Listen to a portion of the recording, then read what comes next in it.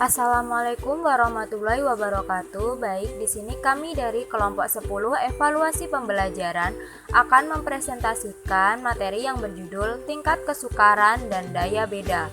Anggota kelompok kami yaitu Luki Yuniarti, Ulil Azmi, Nafa Silvia, Meriska Masrofah, Taifatul Ningtyas. Selamat menyaksikan.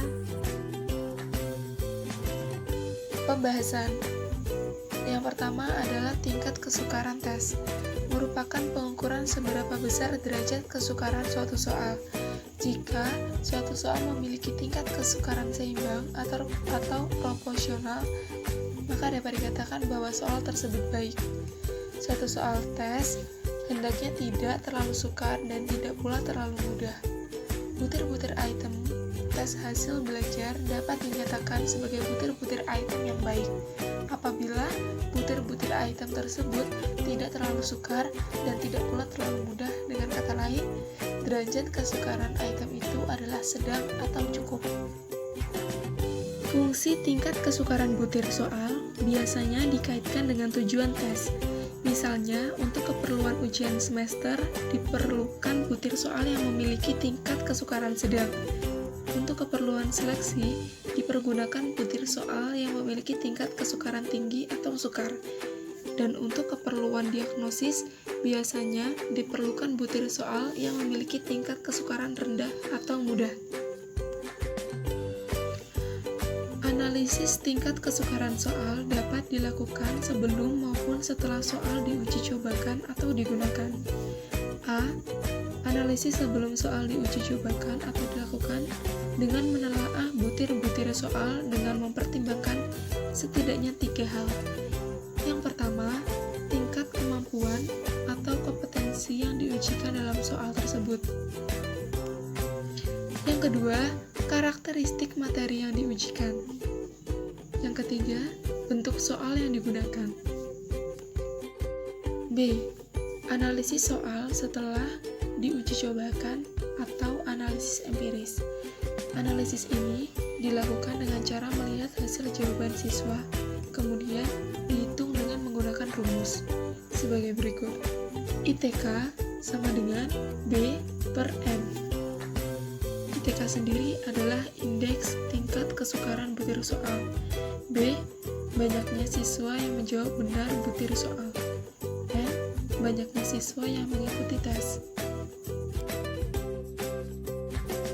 Cico 2003 halaman 62 yang mengatakan bahwa tingkat kesukaran suatu butir soal ditandai oleh persentase siswa yang menjawab dengan betul pada butir soal yang bersangkutan. Tingkat kesukaran item dinyatakan dalam proporsi perbandingan antara yang menjawab benar dengan menjawab salah. Seluruh soal, jadi bila mana item soal itu dijawab oleh 50 orang, kemudian yang benar adalah 30 orang, berarti persentase yang menjawab benar adalah 0,60 atau tingkat kesukarannya menjadi 60%. Bila tingkat kesukaran ini hanya dihitung dengan cara ini, berarti yang ditemukan sebenarnya bukan tingkat kesukaran, melainkan kemudahan soal. Indeks kesukaran yang lebih memadai adalah indeks X, kesukaran dengan harga Z, yaitu transformasi proporsi jawaban benar itu ke skor baku. Oleh karena itu, cara menghitung harga Z ini membutuhkan perhitungan statistik yang rumit dan tidak praktis untuk guru yang mengajar di kelas. Maka ini hanya diperkenalkan cara pertama sebab lebih mudah perhitungannya. Untuk menghitung TK tingkat kesukaran sekaligus menghitung DP daya pembeda dapat dilakukan sekaligus dalam suatu tabel kerja. Hitungan ini membutuhkan 2 sampel yang ekstrim yang menggambarkan sampel dari kelompok pandai dan 2 sampel dari kelompok bodoh. Sampel dari kelompok pandai diambil 27% dari siswa yang memperoleh skor tinggi pada tes tersebut. Dan sampel untuk kelompok bodoh diambilkan 27% dari siswa yang memperoleh skor rendah pada tes tersebut. Adapun rumusan untuk menghitung tingkat kesukaran itemnya. adalah TK sama dengan WL plus WH bagi 2N X 100%. Keterangan, TK adalah tingkat yang dicari, WH jumlah siswa yang menjawab salah dari kelompok pandai, WL jumlah siswa yang menjawab salah dari kelompok rendah. Bermutu atau tidaknya butir-butir soal tes hasil belajar pertama-tama dapat diketahui dari derajat kesukaran atau taraf kesulitan yang dimiliki oleh masing-masing butir item tersebut. Butir-butir item dapat dikatakan baik apabila butir-butir tersebut tidak terlalu sukar dan tidak perlu terlalu mudah. Maka apabila seluruh tester tidak dapat menjawab soal dengan betul karena terlalu sukar, tidak dapat disebut sebagai item yang baik. Apabila seluruh tester dapat menjawab dengan betul karena soal terlalu mudah, juga tidak dapat dimasukkan dalam kategori yang baik. Tingkat kesukaran soal adalah peluang untuk menjawab benar suatu soal pada suatu tingkat kemampuan atau bisa dikatakan untuk mengetahui sebuah soal itu tergolong mudah dan sukar. Analisis kesukaran soal pilihan ganda. Seperti yang diketahui bahwa jenis soal itu bermacam-macam, di antaranya soal pilihan ganda dan esai. Di sini akan dijelaskan analisis kesukaran soal pada soal pilihan ganda. Bilangan yang menunjukkan sukar dan mudahnya suatu soal disebut indeks kesukaran, difficulty index. Besarnya indeks kesukaran antara 0,00 sampai 1,00. Indeks kesukaran ini menunjukkan taraf kesukaran soal, sehingga soal dengan indeks 0,00 menunjukkan bahwa soal itu terlalu sukar. Sebaliknya, indeks 1,0 menunjukkan bahwa soalnya terlalu mudah. Dalam evaluasi indeks kesukaran ini disebut simbol P, singkatan dari proposa. Angka indeks kesukaran item dapat diperoleh dengan rumus yang dikemukakan oleh Du Bois, yaitu P sama dengan N P per N, di mana P proposisi atau proposa atau angka indeks kesukaran item, NP banyaknya tester yang dapat menjawab dengan betul terhadap butir item, yang N jumlah tester yang mengikuti tes hasil belajar.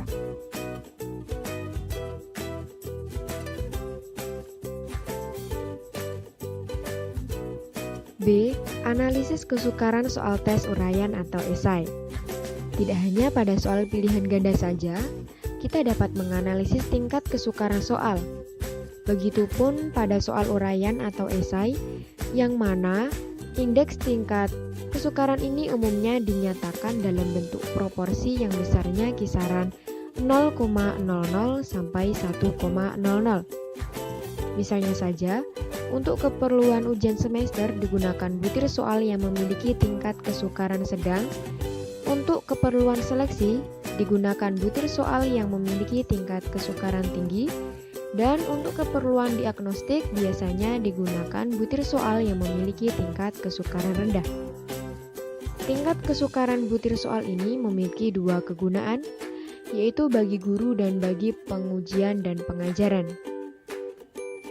Angka yang dapat memberikan petunjuk mengenai tingkat kesulitan item itu dikenal dengan istilah difficulty index atau angka indeks kesukaran item, yang dalam dunia evaluasi hasil belajar umumnya dilambangkan dengan huruf P, yaitu singkatan dari kata proportion atau proporsi, bisa juga dikatakan dengan proporsa.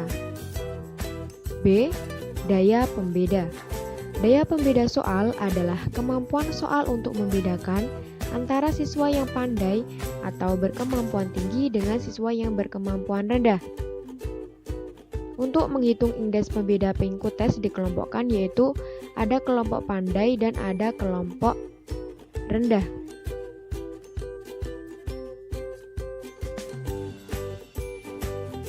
Untuk menghitung indeks pembeda, pengikut tes dikelompokkan menjadi kelompok pandai atau kelompok atas dan kelompok bawah atau kelompok rendah. Jika seluruh kelompok atas dapat menjawab soal tersebut dengan benar, sedangkan seluruh kelompok bawah menjawab salah, maka soal tersebut memiliki D yang paling besar 1,00. Sebaliknya, jika semua kelompok atas menjawab salah, tetapi kelompok bawah menjawab benar, maka nilai D-nya min 1,00. Tetapi, jika kelompok atas dan bawah sama-sama menjawab benar atau salah, maka soal tersebut memiliki nilai 0,0 karena tidak memiliki daya pembeda sama sekali.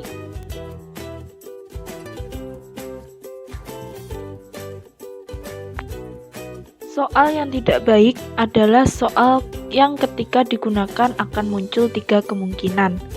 Yang pertama, siswa yang menguasai atau pandai dan yang tidak menguasai sama-sama bisa menjawab dengan benar.